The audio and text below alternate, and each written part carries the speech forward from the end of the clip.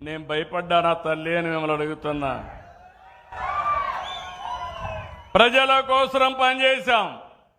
ప్రజల కోసం పనిచేసినప్పుడు భయపడవలసిన అవసరం లేదు.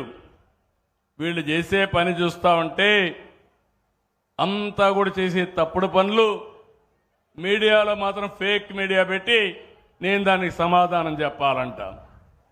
నిన్నే చూస్తున్నారు వీళ్ళ యొక్క మనుషులు తప్పుడు డాక్యుమెంట్స్తో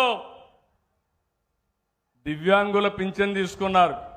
వాడు ఆటో డ్రైవింగ్ చేస్తాడు, ట్రాక్టర్ డ్రైవింగ్ చేస్తాడు, చేయలేదంటాడు. బాగా మాట్లాడతాడు. డాక్టర్ దగ్గరికి వచ్చినప్పుడు నాటకం వేసి మూగంటాడు.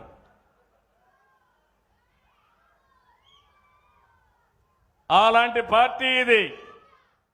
చేతులుండే వాళ్ళకి వికలాంగులు పింఛను కావాలి, చేతులు లేవని మూగ బాగా మాట్లాడేవాడు మూగ అని డెమ్ అండ్ డెఫ్ అని పింఛన్లు తీసుకుని ప్రజల్ని మోసం చేయాలనుకుంటున్నారు. నేను ఒకటే చెప్తున్నా, ఈ నెలలో అందరికీ పింఛన్లు ఇచ్చాను.